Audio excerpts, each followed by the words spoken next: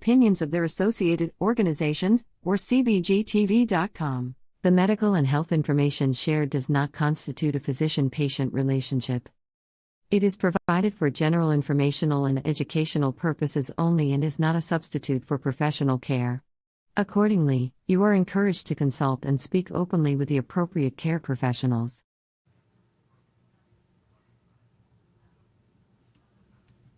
To break the law.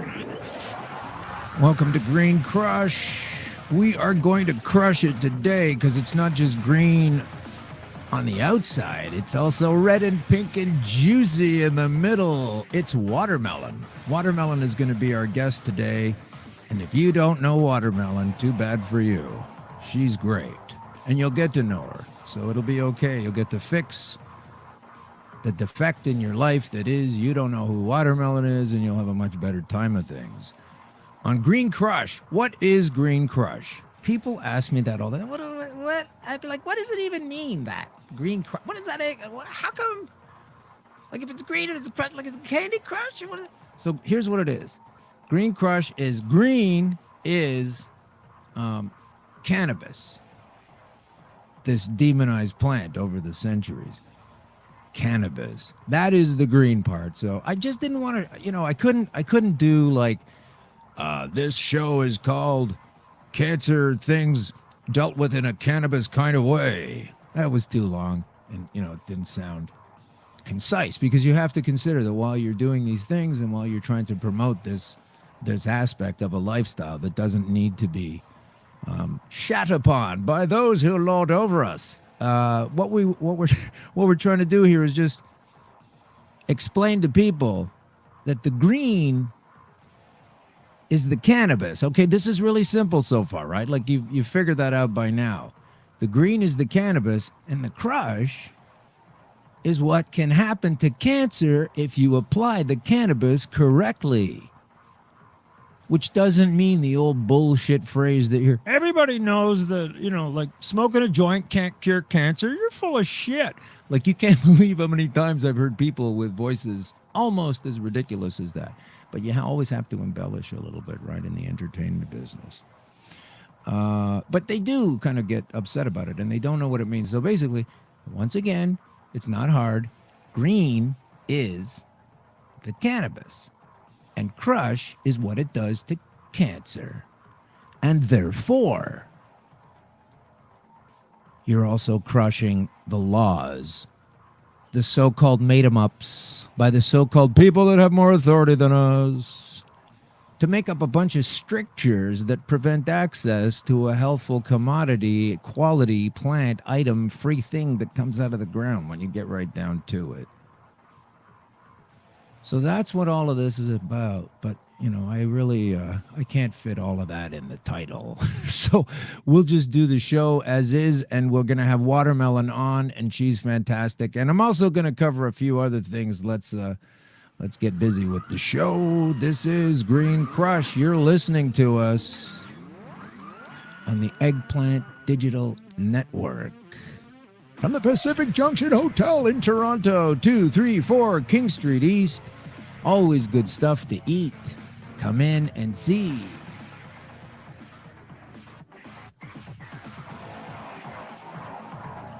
Yes, the Eggplant Digital Network, Canada's leading creative content hub, with Russell on the control board. And we'll need him today because Watermelon's here. And we're going to go back and forth on Skype. And so this is where you folks who don't have a video access on this particular podcast are at a slight deficit. I admit it. We're not trying to gear things for the visual solely, but sometimes it's fun to do. But you can also listen to it on your download on your iTunes. It's still going to be a good show, despite the fact that you'll miss out on some of the viz. So what's getting crushed today is... this episode will be combining. I realize that a lot of these things are like Venn diagrams, where I can't really even have on this show, I can't even have a topic that stands alone sometimes. They all merge together. And this one is going to combine cops or truth. It's always one or the other. And nopioids, saying no to opioids. I'm speaking extra slowly for the would-be animators. We've already had some pretty funny animated clips come up of the show getting done. This seems to be a thing now, a field of creative funniness that was, I didn't really realize it before, but a lot of people have had their stuff cartoonified, and it's kind of funny and definitely flattering. So thanks for a couple of those. And what's the next thing? Oh, yeah. So cops are truth, no opioids, and unblinded me with science, because there's a lot of science at hand here today. And but we're going to start by unraveling the bullshit that was the Ontario proposal. It's an Ontario proposal to handle the cannabis laws, because Canada itself, the government of Canada, has been stating for some time now, despite the constantly arresting people, for partaking in something that is going to be available to everybody soon or something. Is that how it goes? I don't know. I lost track of the plot, the federal plot. It drives me nuts. But basically, these guys have laid down that they're going to have a July, probably the punted down the road, but it's a July 1st announcement day, an enrollment day, an enlistment day, an enactment day of the legal system wrapped around the bud. And there is one now, and it's going to change. It's basically like, how did we used to bust you before involving cannabis? And we're going to be transitioning to a thing in July 18 called, this is how we're going to bust you now for cannabis. So it's different stuff. You got to pay attention to what's being manipulated around here.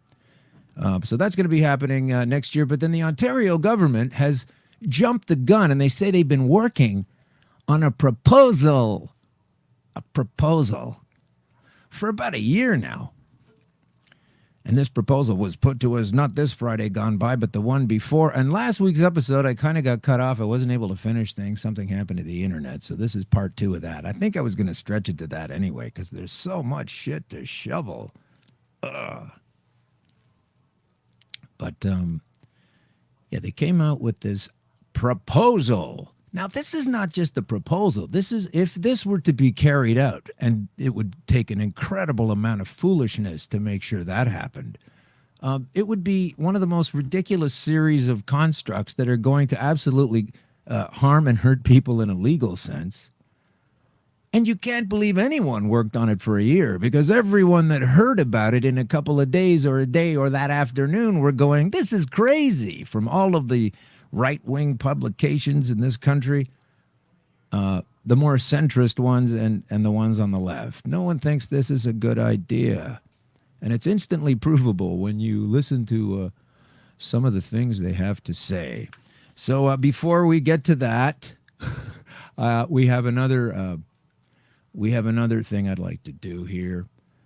And that is to define the word proposal. Now, everyone's freaking out about the fact that these are the new Ontario laws and they're totally screwed and it's not fair. Yeah, I know. But it's a proposal. So the dictionary says that a proposal is the act of proposing. It is a plan that is proposed. It is an offer. Let's go to Merriam-Webster Dictionary just for a second, like you don't always.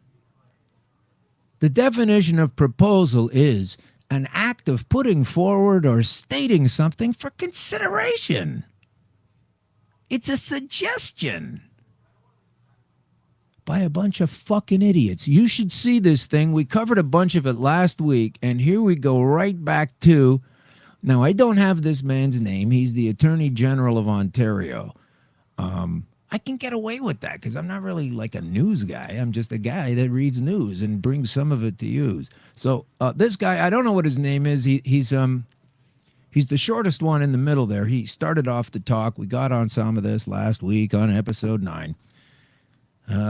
And this guy is very uncomfortable in his body language to me. I don't like any of these guys in their body language, but we'll get to that later. But listen to what this guy has to say. We'll just pick him up in midstream. It doesn't even matter. It's not like you have to go to the beginning to fully comprehend the whole thing. Like, you don't need to drink an entire river to understand how much water is going on in there. You could stop here, stop there, go fishing, whatever. You don't need to take the whole thing in. So we're just going to lap at the brook here of the babbling nonsense that comes from these overpaid idiots that have been spending a year to come up with a plan that immediately the next day, even the RCMP said, we won't be ready by then. So this year of planning thing that they say they're doing, like, none of that planning involved picking up the phone and calling the cops to see if they could fucking handle it or not.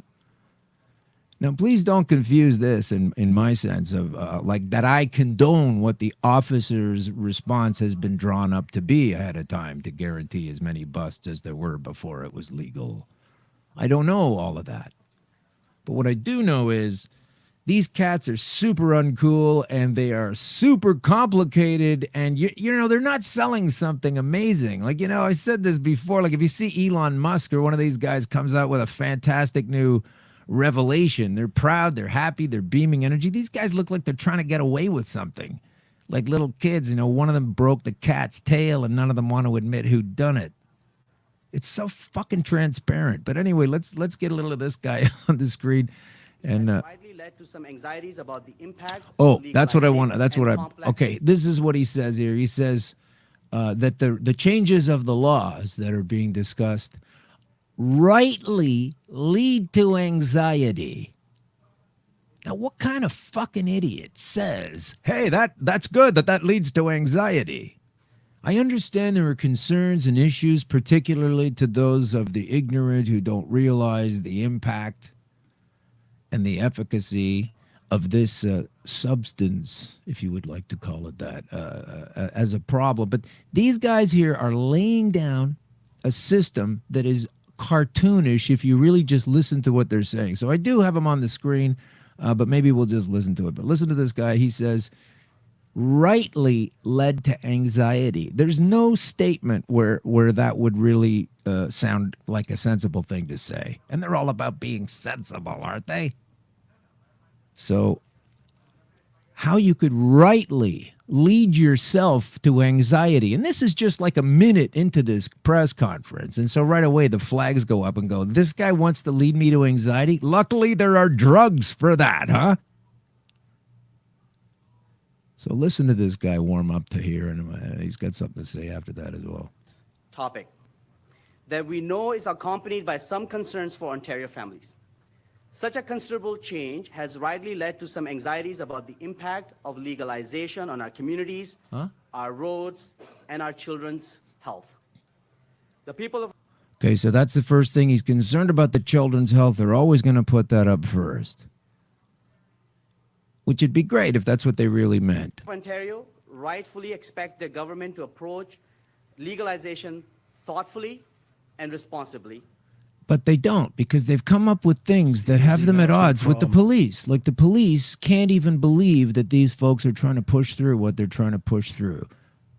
So, as I was trying to say earlier before I rudely interrupted myself, don't mistake that on my part as an endorsement for what the police intend to do in reflection to these or in creation to this new paradigm they're involved in. I don't endorse it.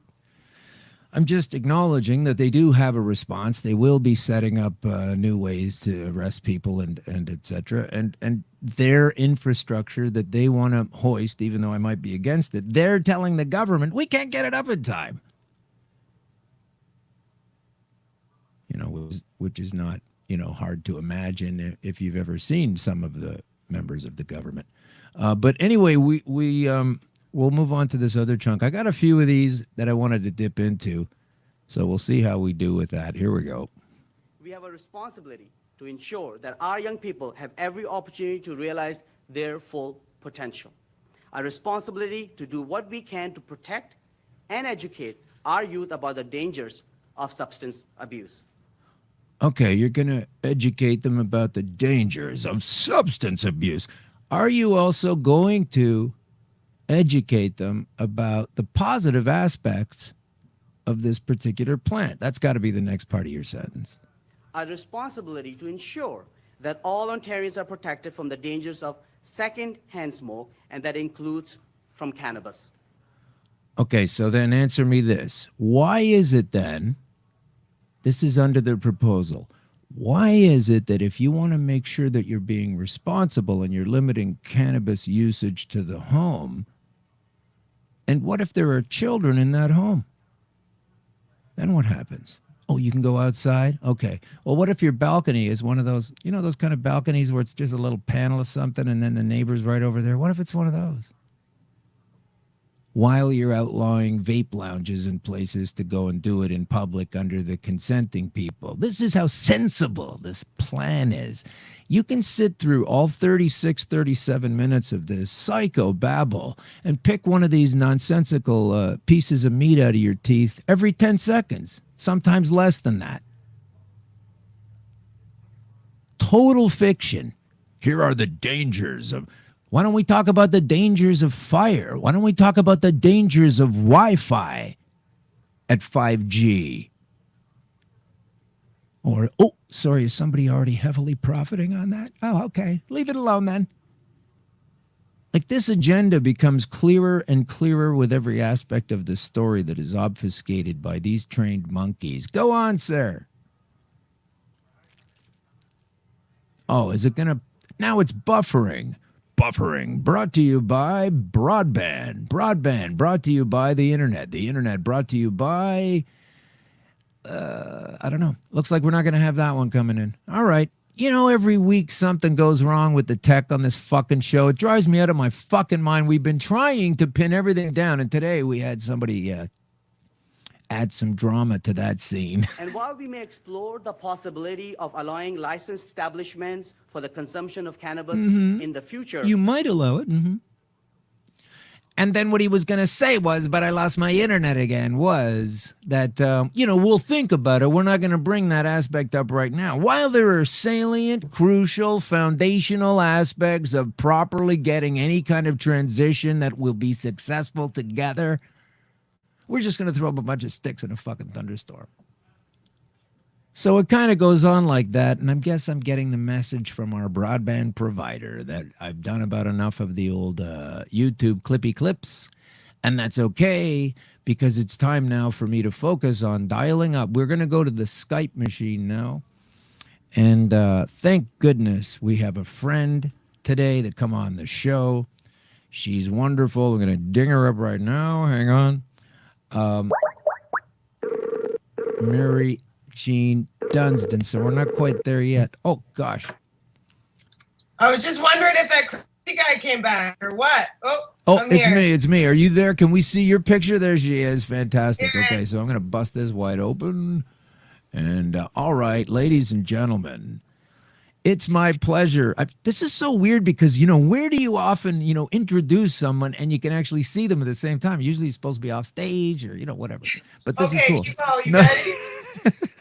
Okay, so here is, folks. This is please don't cover your face. I mean, God, that's okay. That's gonna come out like ta-da. I know you're full of ta-das, as I recall. So, folks, guess what? I've been in stand-up comedy for a long time. I started in Vancouver, and that's where I met Watermelon, like back in the early '90s. And she was marauding Wreck Beach, which is known for its recklessness in its clothing code. Everybody takes it off and has a lot of fun and takes it easy. And Watermelon would not only provide refreshments in the way of saleable goods and drinks, they were packed with cannabis too. I mean, it was like living in a dream world.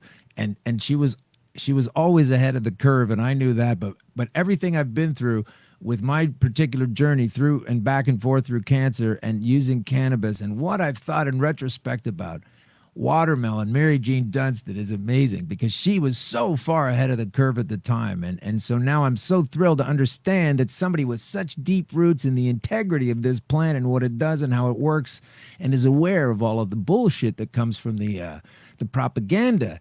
You're actually running for office, and I'm so happy to have you on the show today. Thank you. Thanks, Alan. So I see you got some hula hoops behind you there. Yeah, I got some hula hoops. That's my new fitness, and I sell hula hoops at my candy store. You found them? I own a candy store that sells hula hoops, so we have we work off the calories right before we even get any. with that ahead of the curve, Alan. I'm not going to doubt any of this. I mean, you nailed it the first time. So, you were on top of things 20 years ago. So tell us all give us a little story about who you are, because I met you as a comic. I met you as a baker of tasty goods that were so infused with the wonder stuff, and that was amazing. But you were also you kind of got more into a television production aspect. You put a show out about how to bake all these cool things, and you've sort of moved through and always been providing these wonderful tasty treats. And now you're at this place you're running for office. So tell us a little bit about that journey. Yeah, it's quite a journey. I feel like now I've sort of been preparing for this office thing my whole life, but only in retrospect. So I came to Vancouver in 1992, and I heard about Wreck Beach. Who hadn't heard about Wreck Beach? I mean, it's the last frontier of freedom. Naked people enjoying themselves. Yeah. Smoking pot and laughing and being outside and having drinks in the sunshine. I mean, can you imagine? Yeah, that was fun. Went straight there. I got to Vancouver. I went straight to Wreck Beach, but I got there maybe late. And then I went again the next year. I didn't get naked right away. I probably got topless first, and then, eventually, once you get naked, it's over and the big deal's over. Right. And then I started selling T-shirts for an 80-year-old Irish bootlegger named Patty White. And selling T-shirts to nude people was a difficult job. Like, you make a lot of money out. I sold T-shirts. But one day I woke up. Here's how the whole watermelon thing started. I wish I could tell you. More glamorous. I woke up hungover after we partied all night long and did mushrooms on Wreck Beach, dancing on the fire, full moon. Woke up parched, needed a drink. No vendors on the beach. I was so thirsty. I was desperate. Finally, a vendor came down and he sold me a can of fruit juice. Right. And the fruit juice was so sweet. I looked at it, said all natural, 5% real fruit. So it was just sugar water, and it was worse than water. And I was like, I would have paid, and it was $2 for the fruit juice in 1992, 93. I would have paid $2 for an apple. So the very next day, I went to the grocery store. I bought apples, oranges, watermelons, mangoes, and honeydew. And I walked down to Wreck Beach, and I sold every piece of fruit I brought that day. And I made $80. $80. That's a good haul for the day back then, huh? On my first day, 18 years old, first day working for myself, I made $80 profit. It's really hard to turn back after you learn to work for yourself. And by the time I was 25, I'd worked so much. I've been self-employed since I was 25 now. That's selling amazing. watermelon and paw cookies on Wreck Beach. Eventually, I branched into paw cookies. I had this rehydration, dehydration program going on that really worked out. And I retired after 22 years of service in 2015 from Wreck Beach. Well, what's the rehydration, dehydration? Tell us a little bit about that methodology. Dehydrating, paw cookies, and watermelon rehydrating, you see? Oh, I see now, yeah. Okay, I just wanted to hear a little bit of an elaboration because it's fun to listen to. So that's amazing. So now you're I'm sorry, go ahead. That was my journey through the nude beach, where also, I don't know, in 2001, September 8th, 2001, 3 days before the big 911 happened, I was arrested for the first time for allegedly trafficking ginger snap cookies. And if you've never been arrested before, I mean, hey, what are you in for? Ginger snap cookies. Yeah, exactly. That's so harsh. It was pretty hard. I was arrested many times for allegedly trafficking ginger snap cookies. I don't know if you know, but I had 3 provincial trials. 3. 1, 2, 3. And 3 provincial acquittals. I took a hat trick in our Canadian provincial courts. For selling cookies. Yes, I was charged with allegedly trafficking ginger snap cookies. I had probably 6 counts in total. 3 different trials, and my lawyer, John Conroy, knocked every one of those out of the park. Oh, John Conroy, yeah. We got to get him on. I know who he is. We got to get him on sometime. He's a brilliant man from everything I've read.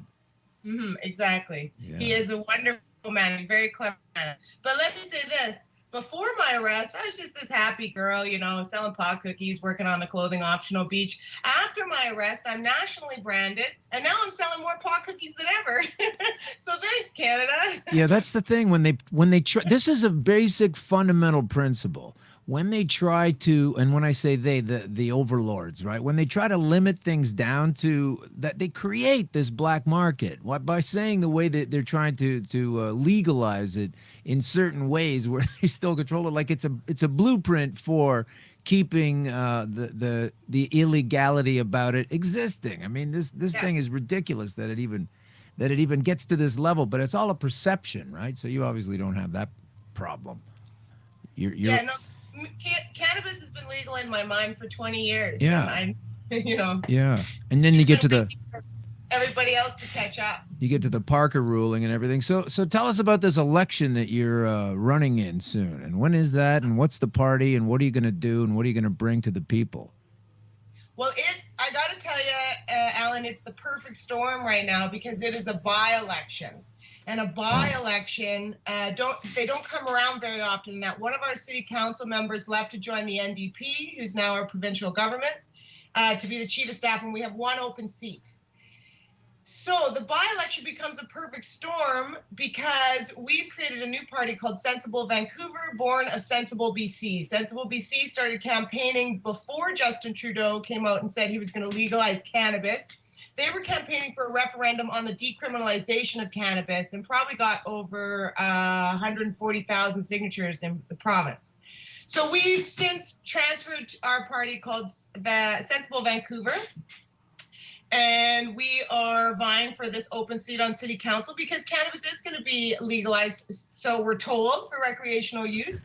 And we want to be on city council because how can you meaningfully talk about cannabis regulation and going forward if you don't have somebody like me on your panel? I'm Switzerland, right? You can't, it's like talking about sex worker advocacy and not having a sex worker on the panel, right? Yeah. You can't meaningfully talk about it. Now, I have intimate knowledge of the cannabis community. I have access to the cannabis community. I know the pitfalls. So they need me on city council while they figure out the regulations. Otherwise, my theory is, you're a captain, a boat to set sail with mutiny on the horizon. Are you with me? If you don't meaningfully integrate the craft cannabis players that exist today in retail and growing, these people there will be mutiny because cannabis has been illegal forever. So how can any of us be anything but criminals, right? So when they talk to criminals, it's a wonderful narrative that they're using.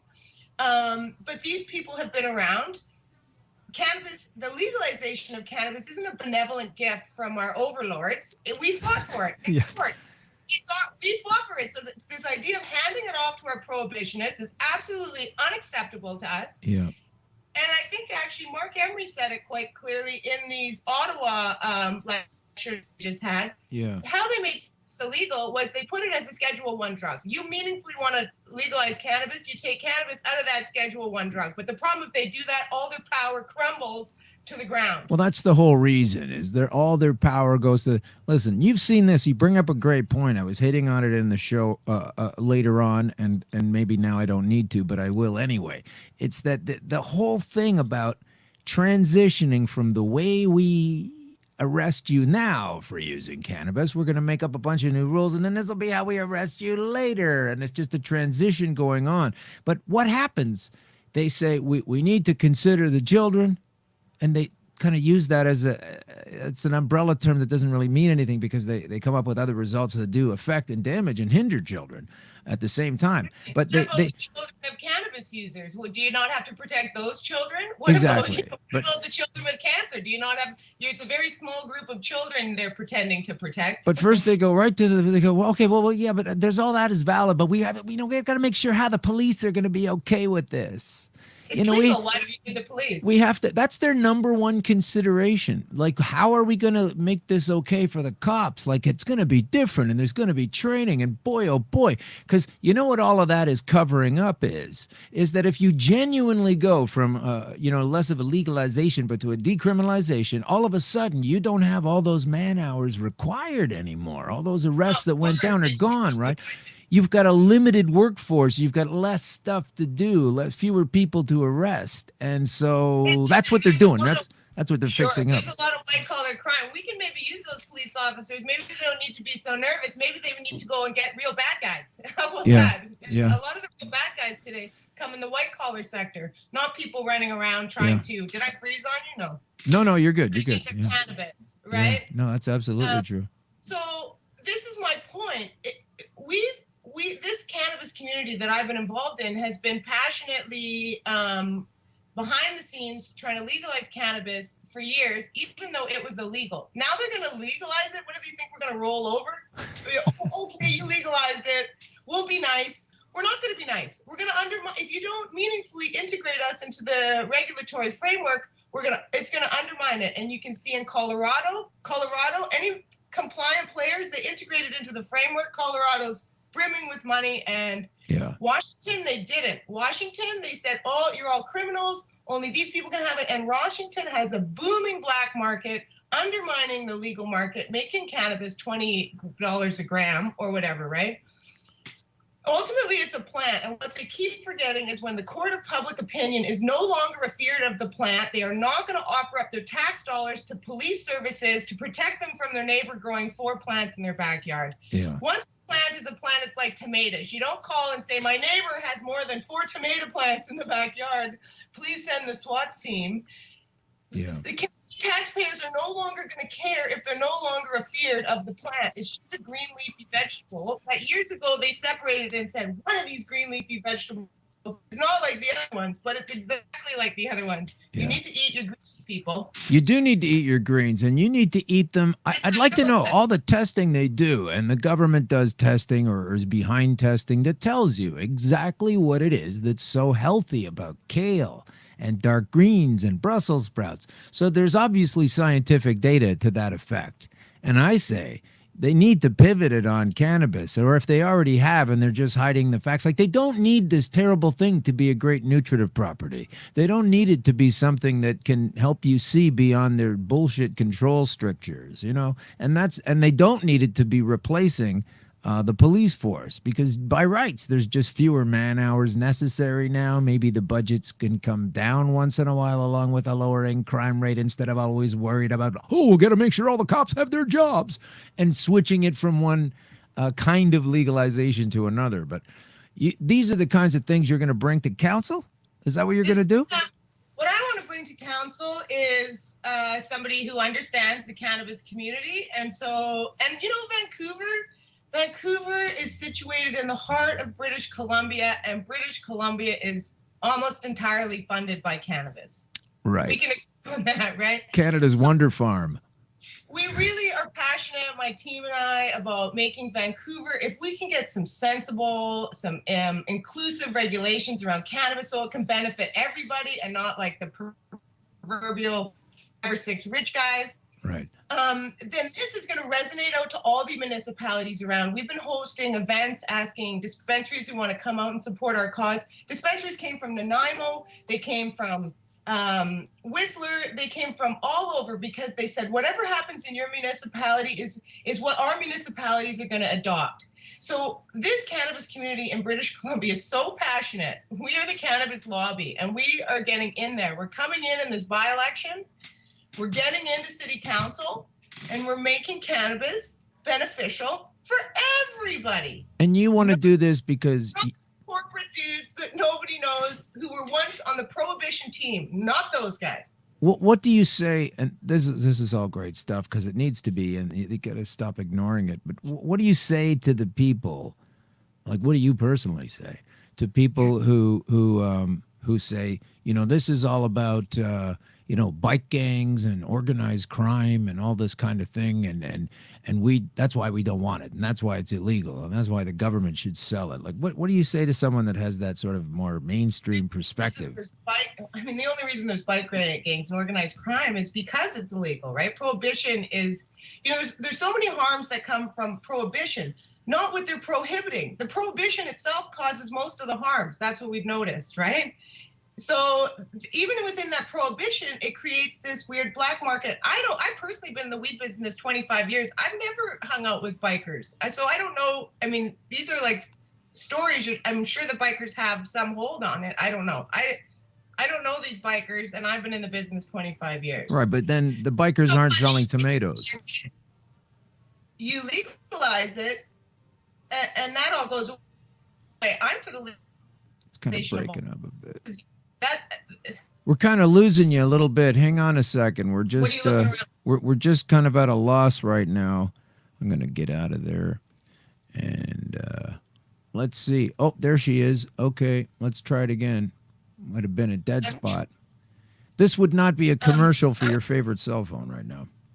There's something interesting happening here in Vancouver. I don't know if you're aware of. There's 2 cannabis substitution programs going on. One is at the overdose prevention site that Sarah Blythe has run, and it's called High Hopes.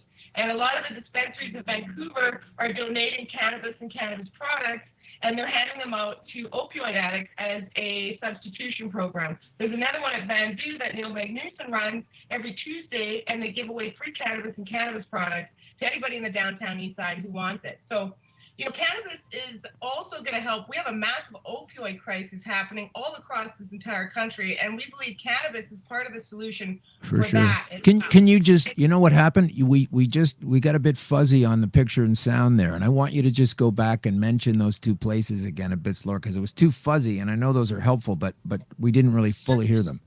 Certainly. Modern heroes right now. Sarah Blythe is at the overdose prevention site. They have set up, just citizens practically who set it up on their own. And now they have a cannabis substitution program where they're collecting cannabis donations from all the dispensaries around town. Anybody wants to give, and they're giving it away free or cheap to opioid addicts in the downtown east side. So Sarah Blythe works at the High Hopes Foundation in the overdose prevention site. And then Neil Magnuson runs another one out of Vandu.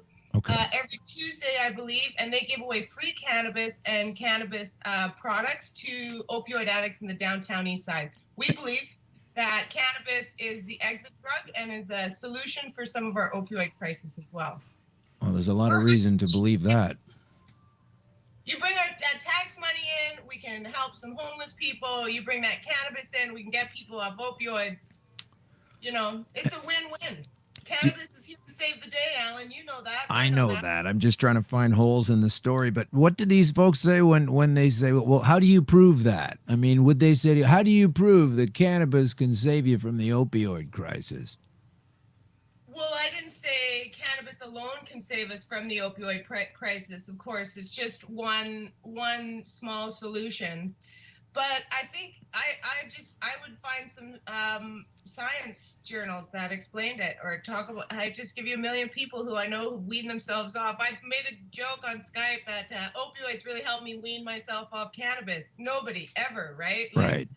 Nobody ever was using opioids to try to get off cannabis and make their life better. But millions, if not trying to do the other way around, yeah. Take cannabis trying to get off opioids because they find it doesn't disrupt their life the same way that opioids do, of course, right? And the people who make opioids and oxycodone, well, they're cruising around in yachts having a great time. And the people who make cannabis, well, some of us are rotting in jail. So we really need to think about this concept. And if you want meaningful legalization, you need to start apologizing or giving amnesty or taking away all these charges that we've given people over the years. If it's going to be meaningful, otherwise it's just insulting. They're just insulting everybody in the cannabis community by kind of co-opting it and having this new cannabis thing that just serves the government and their rich corporate. Well, we're the last ones considered. That's what I mean. I mean, first they go to the cops, and then they go to the corporations, and then they go to the distribution models like they're trying to do here in Ontario with the liquor board kind of model. And the last people they talk to are the folks that actually use it for, you know, that know what they're talking about, like yourself. You're the last person they're going to talk to. That's why it's great that you're going to get on council. So vote for vote watermelon, right? Hashtag vote watermelon. Vote watermelon, or you can go to votewatermelon.ca, or you can go to Sensible Vancouver, which I believe is .ca, and also on Facebook. We have quite a huge team behind me. We have some other policies. You want to hear any of my Yes, other I ones? do. Yes, we do. We're not done. I just wanted to make sure we get that out there. Sure. Yeah. We are talking a lot. You know, Vancouver has a homeless problem and an affordable housing crisis. I mean, both of them are in crisis, actually, homeless and housing. Now, Right. I've been looking a lot into that. That's really a tough one. It's really about the three arms of government: the province, the feds, and the municipality. But every article I've read on homelessness, and there was 7 of them, the latest ones, and 4 of them were funded by the Canadian government themselves. The only solution to homelessness, Alan, is homes. Yeah, but yeah, you think it's cheeky? That's the actual only solution, and so homes. We don't know how. Okay. Homes. Yeah, places to live in. And you know, it's interesting. The NDP is talking right now about a basic income, and I thought, gosh, should we talk about a basic shelter? You know, like a basic income would go a lot further if you had a basic shelter, even if that was a tent or some kind of modular home. I don't know what that is. I don't know what the answer is. Like, I'm a renter in Vancouver. I don't have the answer, but we have some other ideas where we'd like to see maybe transit, like bus passes free to students, low-income people, and seniors. Maybe while you can't afford to live in your 1-bedroom apartment with 2 other people, you can still get on a bus and go to a job interview. You can still get on a bus and go to school and learn some skills.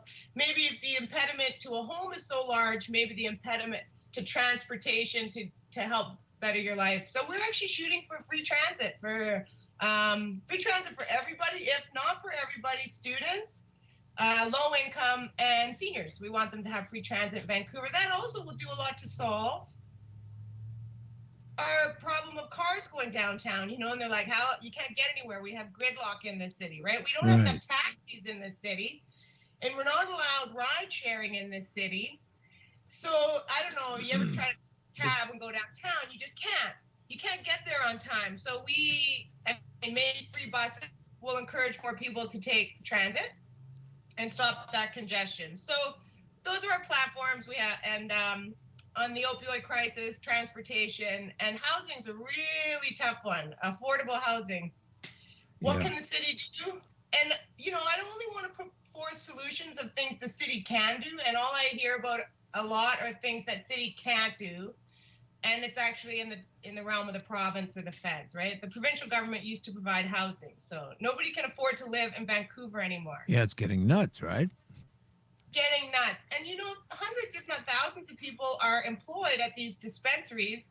You know, they're making $12, $15 an hour, trying to afford that 1 bedroom they share with 2 other buddies. And now we're going to come and shut all these dispensaries down that offered up all these jobs to these young kids with no jobs. Like, I don't know, going around arresting.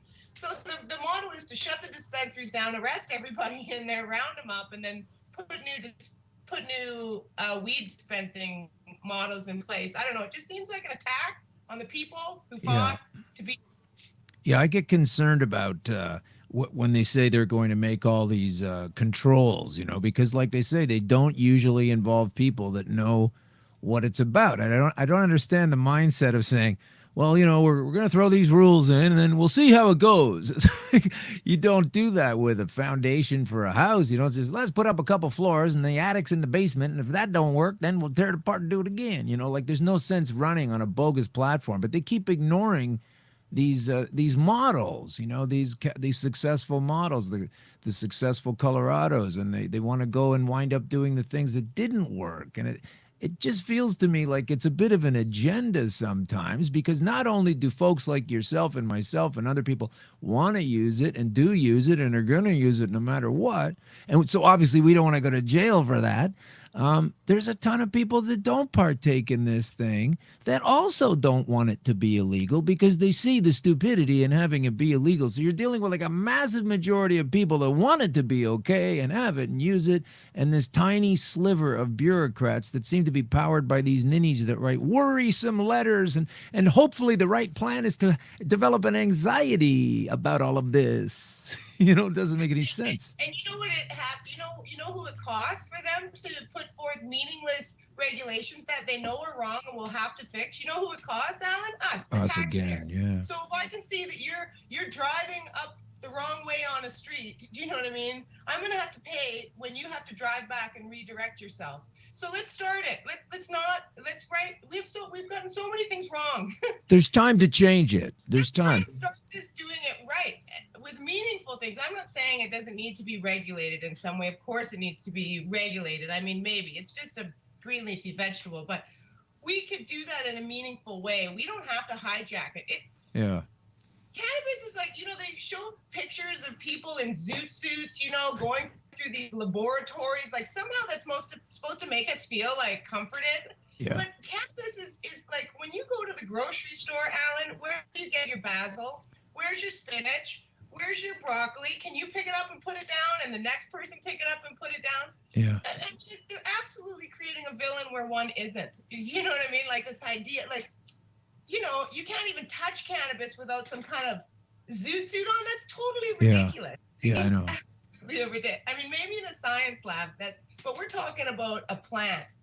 We're talking about a plant. Yeah. Everybody. Well, you might respond with it's if it's anything like the giant hogweed, we're in trouble. But it's a totally different thing. It's not a poisonous jumping cholla cactus. It's this very healthful, scientifically.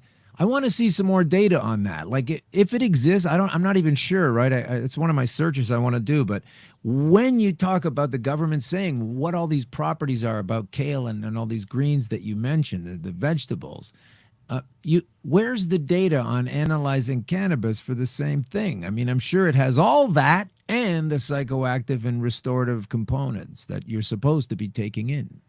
There is some data on that. In fact, one of the most beneficial ways, probably in the future, to consume cannabis would be to juice it a lot like wheatgrass. Yeah. The problem is right now, where would you get a whole bunch of little sprouts of cannabis you could mow down and juice, right? Well, that would be illegal to be that healthy. I mean, once it's legal, I bet you see something like a wheatgrass bar because it's got all the chlorophyll and all those riboflavins and whatever, all those other good nutrients that are in there. I'm not a scientist. But cannabis is a green leafy vegetable. We forget that. You could just use cannabis in your, like in food. But how much would you need, seriously? How much would you need in the way of plants to be able to sustain? And I totally agree with you. This is the link to the healthcare costs plummeting. If you get a mother who's breastfeeding a baby while she's consuming the vegetable in the juice form, and you can juice it down, you can make ice cubes out of it and throw it in a smoothie later, whatever. And if that's part of your nutritive intake, all of a sudden your CB1 and 2 receptors are not wanting the cannabis. They're just processing it like they're supposed to. And instead of denying yourself that nutritive compound from the get-go, how come you get diabetes? That's why you develop cancer. All these things, we're just not powered up enough. It's like advocating the absence of vitamin B12. Oh, God, if you're a vegan, you better get on that. You got to figure it out. If you're a vegan, you got to take a supplement or something. And if you eat meat, you get it in a different way. But imagine promoting the absence of B12. That's just a crutch, that B12. You're using that B12 to have energy, and you are cheating, and you are depending on this secret. That's how nuts it is you about get cannabis. that B12 in a lab. Yeah. $30,000. You're like, This is the denial of the nutrient. Our health, if you look at, health, it seems to be everybody's in chronic illnesses seem to be chronic and chronic inflammation, like it's ongoing. Cannabis can make chronic happiness. Man, people forget that cannabis makes you happy too. When I smoke cannabis or consume cannabis, it brings me a great sense of euphoria and joy. That in itself is medicine. When you're happy, when you're laughing, when you're calm, medicino, man, that is the best medicine ever. It is, it's but the best medicine. Why do you think we got into comedy? We've been healers the whole time. Yeah. Well, it is the best medicine, but I think that's one of the reasons that they kind of sit on it. Maybe we have chronic inflammation and chronic illness in our communities now because we turned away from things like cannabis, because we got so sidetracked. We got to get back on track. Well, life can't be about being chronically inflamed your whole life. You got to start with nutrients. Yeah, those are the nutrients. Well, I'm so glad that you came on the show today, and I hope you'll come on another time. And because I know you're going to be busy. I know you're going to get busier because you're going to go from a candidate to an actual, what are you going to be, a counselor? Or is that what it is? Counselor? It would be city councilor. City council. My father was city councilor in Kamloops. I came from a military background, so I worked on the nude beach and sold the pot cookies, but my father, I was a military brat. We moved from a military base to military base growing up. My father was a Top Gun fighter pilot, like Tom Cruise in the movie. And he was also city councilor. So I think I come by this aspiration honestly. Well, I think that's cool. And So he ran for mayor. So you're aware of the Green Veterans, then, I guess, the organization that affiliates with cannabis use, as a remedy. They've had their prescription cut down from the 10 grams or whatever a day to 3 grams or something. Have you heard about this group? I've heard about this group. My father's since passed and was not as big of legalized or proponent of cannabis as myself, but I've heard about this group. But I heard that they are also one of the only groups that get their cannabis subsidized by the Canadian government. Is that not true? I don't know exactly how Because that I'm works. wondering about this medical. I don't know how much, we're probably running out of time, but if we have socialized medicine in Canada, then eventually those people with serious medical need, will Canada not have to subsidize their cannabis at some point, the same way they subsidize their pharmaceutical drugs? Yeah, I think that would definitely make sense. Yeah, I think that makes sense that would have to be the case. And I'm sure a lot of folks don't really want to change the way things are. And that's why things take as long as they do to change. Therein lies some of the confusion where one would branch off for medical, like hardcore medical. That's where the government would be paternal. Yeah. But this idea of recreational, and they're saying, oh, you can only get from LPs. That's like telling a wine enthusiast they can only have Merlot. Right. Can't have cap. It's just not going to happen in a recreational model, right? No. It can only, those stringent rules that they're going for could only really be enacted in the medical model, where they are subsidizing the user. That's the only time I think they have those kind of rights over the regulatory framework of cannabis. Yeah, because absolutely, because you get a lot of problems in the big win, right? Well, may the best, once cannabis has been tested for pesticides, may the best grower win. And wine's like that, That's true. You pay more for one coffee than another coffee. People who have single source origin coffee beans, people who produce stuff, there's a varying degree of what you pay for wine, for coffee, specialty tobaccos. I don't know. It's called the free market, and they so often promote the free market. Oh, let the free market take reign. Unless it's this thing over here that we want to just take over.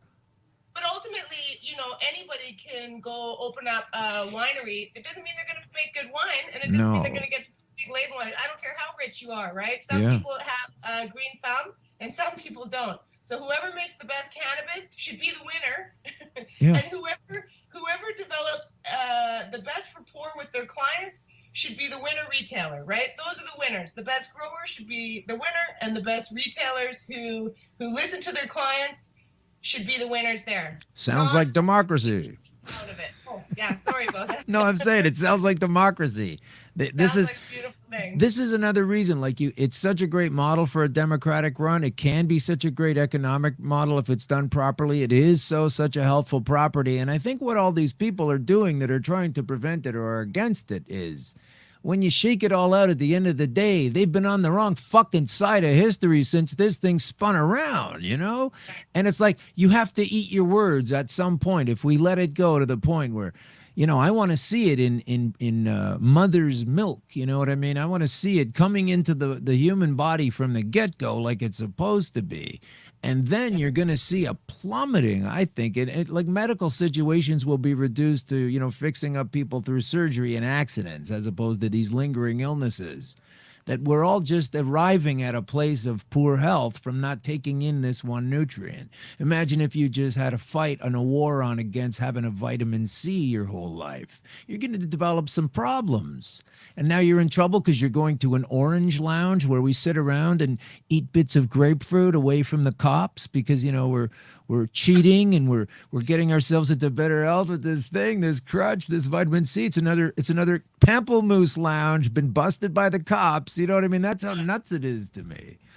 It sounds nuts to them. One day they'll realize they were on the wrong side of history, and we already know we're on the right side, me and you. You're alive. Yeah, I'm alive. I'm still alive. Thanks. To tell that tale. Thanks very much. And I hope we're alive to see the day when the medical model is reduced to surgeries and fixing people up from accidents. I really want to be alive to see that. That's all awareness. That's all it is. And we're trying to bring that awareness, both new developments and hidden and suppressed informations from the past. So that's what we're doing on the show. That's why you're on the show.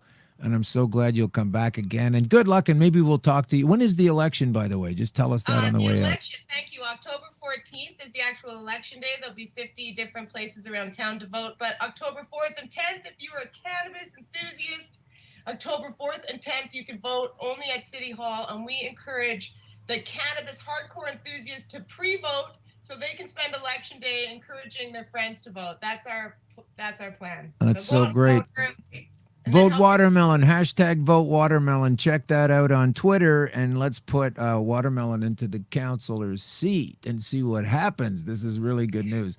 Thanks for coming on the show. Thanks for having me. All right, Great talk day. to you later. Bye. Watermelon, everybody. That's so cool that she was on the show, and we'll definitely have her back sometime. Hopefully, as a successful, victorious candidate in the matter of being at city council there. So now I'm going to try to shut my screen down. You can see the spinning beach ball in the middle just as we try to bring this thing to a close in a few minutes. But I do have some more stuff I wanted to burn through if you're okay with that. So, yeah, let's... this has a piece of music that goes with it, and it's called Cutting Through the Bullshit. That's what we're going to do. We're going to cut through some bullshit right here. All right. Now, what brings me to get to the point where I want to cut through the bullshit? Because I'm all done listening to these people that are laying down these ridiculous fucking fucked up laws. Hey, sorry if you're a young child listening. Some of the words on this show are below grade.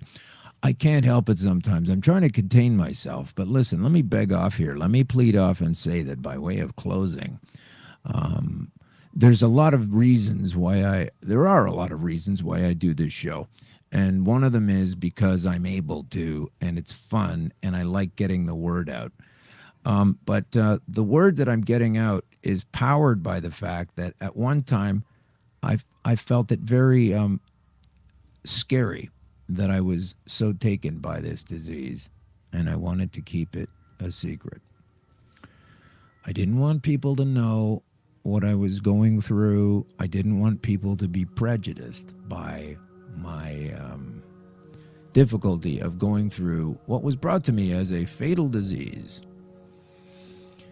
And it's been a fun ride this last several months. I can tell you that as we've come from nowhere to show number 10, and people are listening and are interested, and I'm just trying to bring new information to light and highlight some of the stuff that's been buried a long time.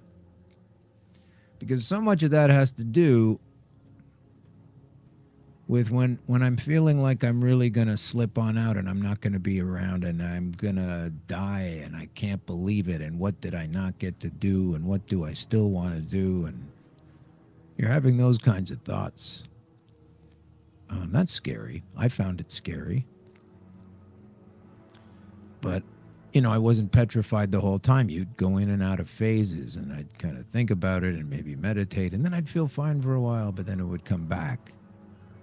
And I didn't really feel like a warrior, like it was a battle on cancer, or you got to kill the cancer. And I know that's a kind of parlance that's used by a lot of people. But I didn't really think of it as a war. I tried to think of it as an outthinking or an outmaneuvering or an outsmarting. And based on all the available information, I guess I did that. And that's why I'm still here.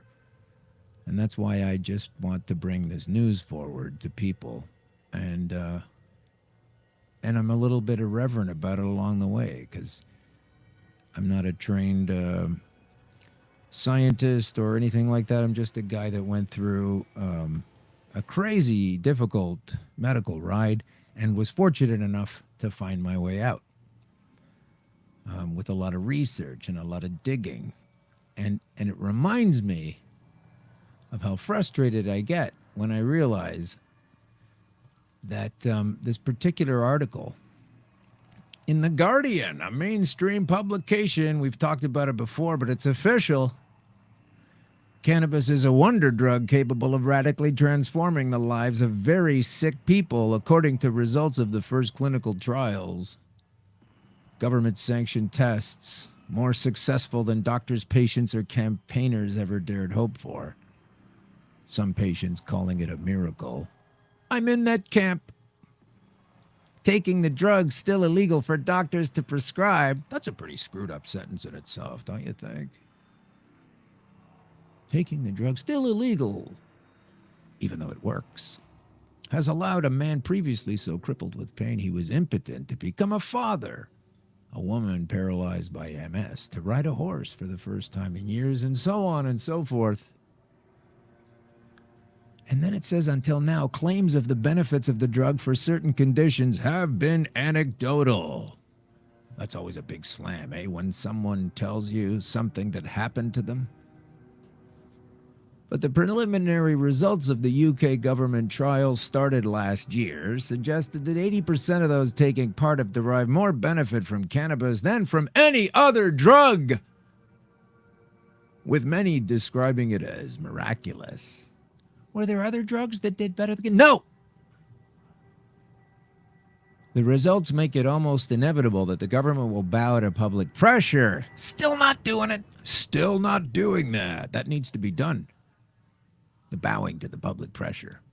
And we need to legalize the cultivation of cannabis for medical purposes by 2002, because this article was written November 4th, 2001.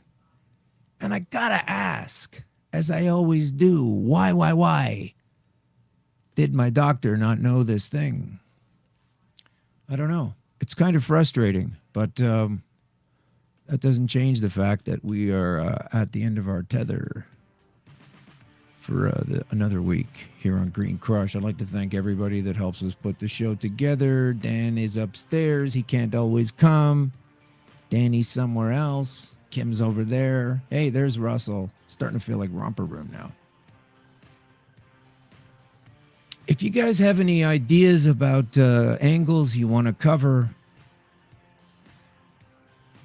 certain aspects, certain medical conditions, I do broadly focus on cancer, but there are other applications that you might want to know about. And we're happy to go into any of those angles. But basically what I'd like you to do, if you listen to this far into the show, maybe I got a right to ask you something, and that is to look into the science of exactly how all of this works, because none of that really seems to mesh well with the government steamroller of bullshit coming towards us vis-a-vis regulation. It makes no sense to do what they are doing. These acts have been reversed in the past. This is certainly a time to do that now. So hopefully we can get to that soon. Learn about it. Ask your favorite politician about it if you got one of those. And understand it, because I really believe that just understanding what's going on, if everyone really understands that we are being, there's information being withheld, there's information being willfully denied or ignored that's leading to policies that are putting us in jail, for God's sake, for a long time now. And also that'll happen again if this legislation that they're talking about goes through. There'll be other people doing time for no crime.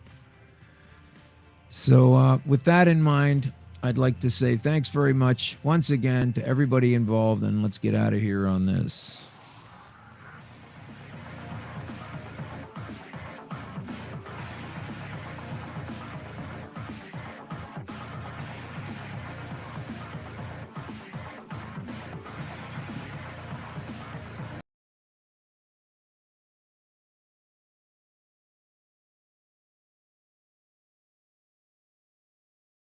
CBG TV is the way to broadcast your message to an audience looking for your products or services.